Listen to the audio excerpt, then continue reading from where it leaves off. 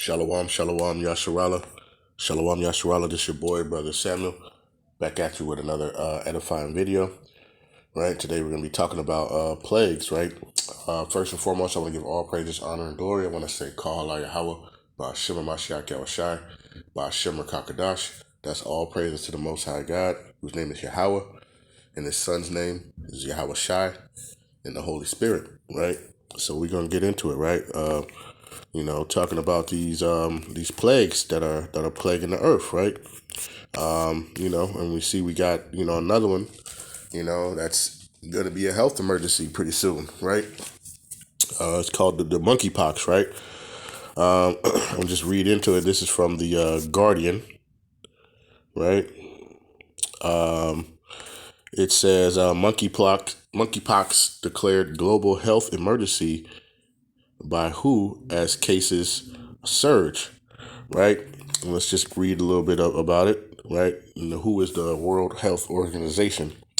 The global monkeypox outbreak has been declared a public health emergency of international concern by the World Health Organization, who's called WHO, right? The strongest call to action the agency can make, right? It says it is the 7th time such a declaration has been made since 2009, the most recent being the jump shot, right, which was given the same label by the WHO in 2020, right, and follows a meeting of committee of experts on Thursday. A public health emergency of international concern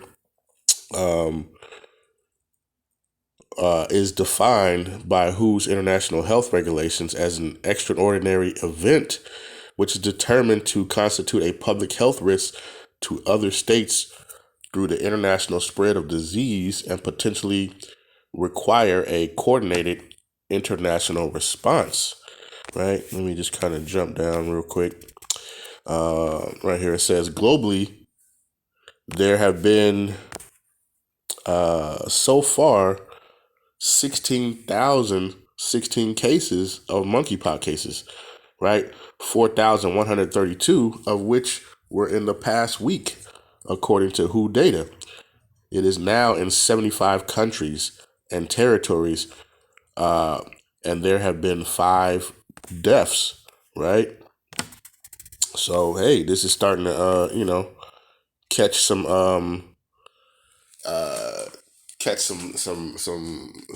wings are starting to fly, right? Let's go down a little bit.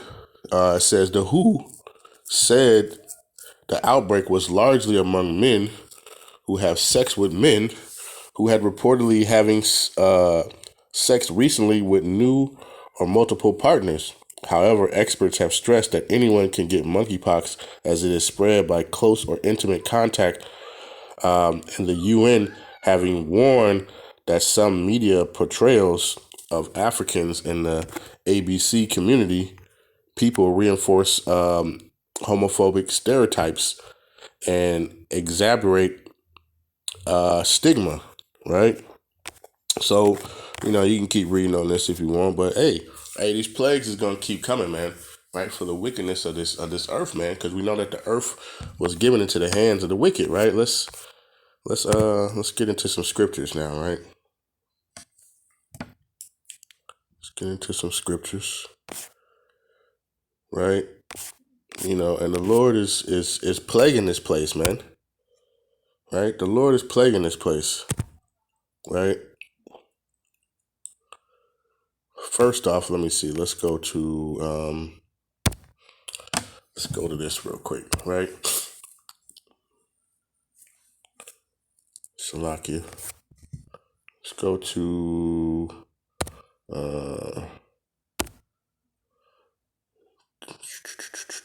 Salakia. I think this is it.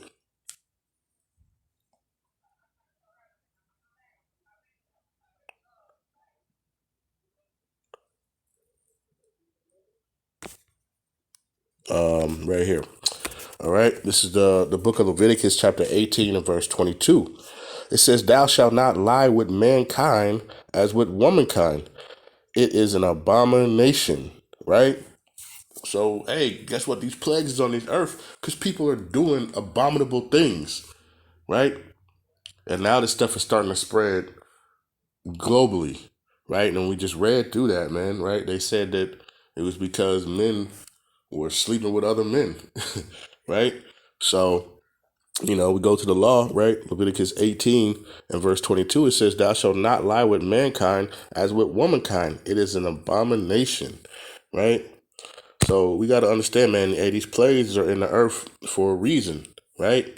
And they're talking about, hey, it's almost exactly, it's the same international health warning as the jump shot was, right, in 2020, right? So these plagues are starting to come, and they're starting to come quicker and quicker, right?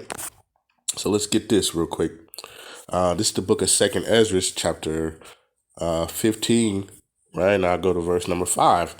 It says, behold, saith Yahweh Ba'ashem Yahushai, I will bring plagues upon the world, right?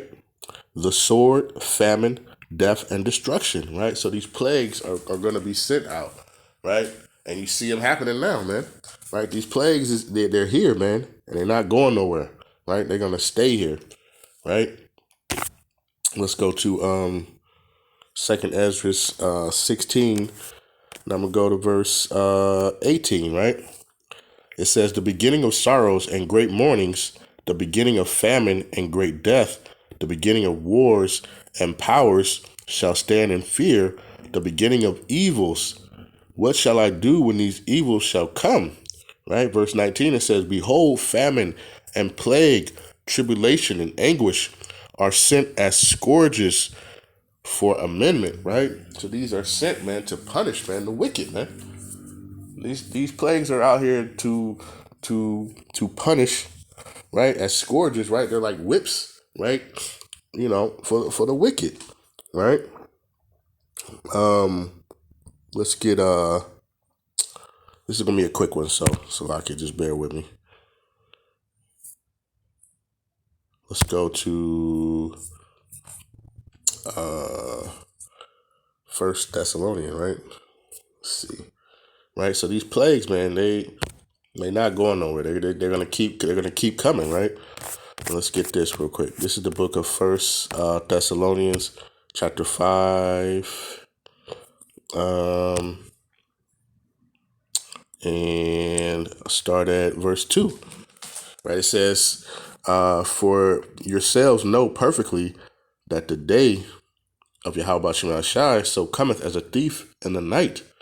For when they shall say peace and safety, then suddenly destruction cometh upon them, as travail upon a woman with child, and they shall not escape." Right?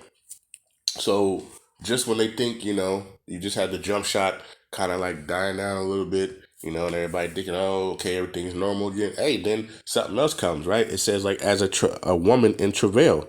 It says as travail upon a woman with child, right? So those contractions, man, right? And now we see these contractions getting closer and closer. That's how we know, hey, the end is coming. The end is close, right? Because these contractions with these plagues, the destruction, all the stuff that we see of the prophecies coming to happen, hey, they're coming quicker and quicker, like a woman in travail, with the child, right?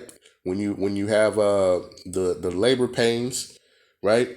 When those contractions get closer and closer, hey, that it's about to be delivered, right? So we know, hey, with these contractions, with all these plagues coming and all the stuff that you see happening, hey, we know that, guess what? Our salvation is coming clear, right? And this is what we rejoice at, man, because we know, hey, with this happening, we know that, hey, our salvation is nearer than when we believe, right? And just as in the days of old, the Lord is plaguing this place just like he did, back in Egypt, right? Let's get this.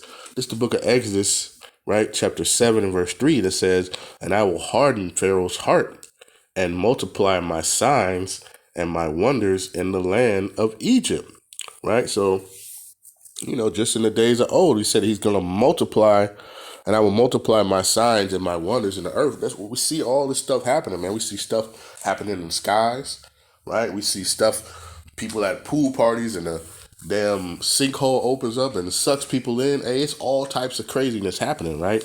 It says, verse 4 says, but Pharaoh shall not hearken unto you, that I may lay my hand upon Egypt and bring forth mine armies and my people, the children of Israel, out of the land of Egypt by great judgments, right? These judgments are these plagues, these famines, right? The destruction, the war, the sword, all this stuff is going to be his judgments. But unlike the days of old, hey, not all the children of Israel are going to make it out, right? We know 2/3 of our people are going to be left here to be missile fuel, right?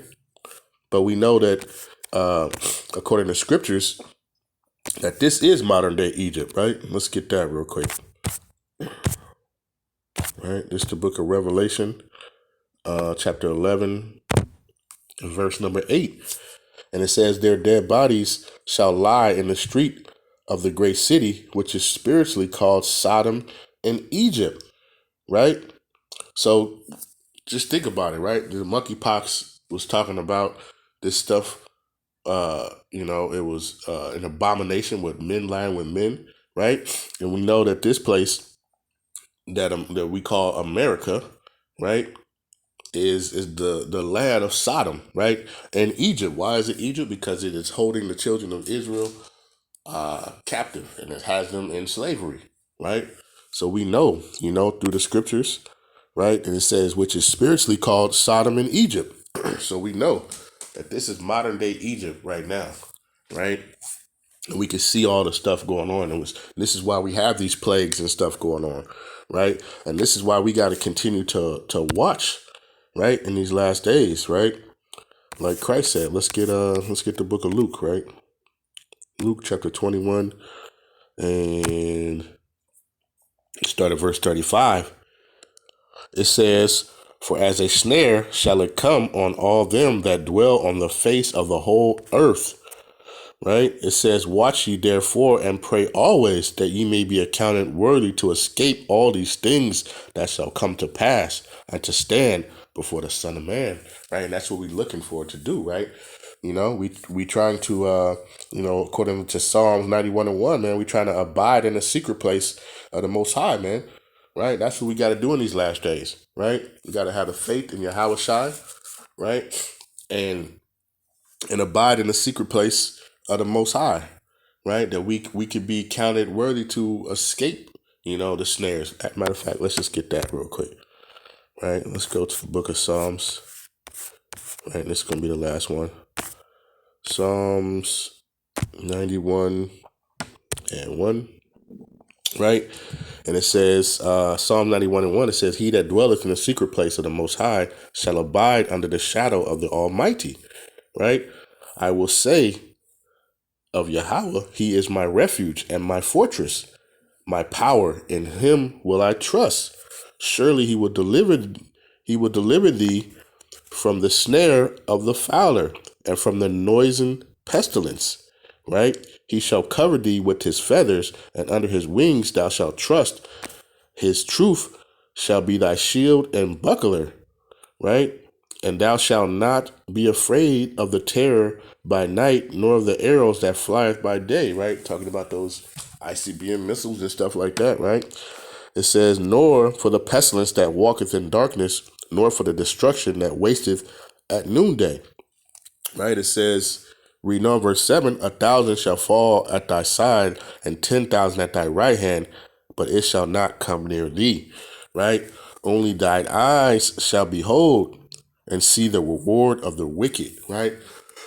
So we got to stay focused, right? And we got to stay focused on Yahweh B'Shem Yahushua in these last days. We got to watch and pray. We got to see what's going on, right? Read the news, see what's going on, so that we know, and we can read, through prophecy, we'll get that understanding of what's happening, right?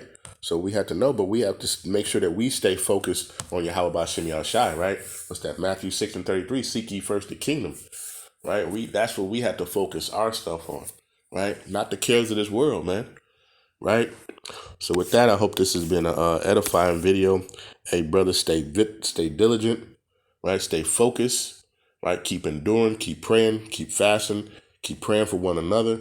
Stay strong, right?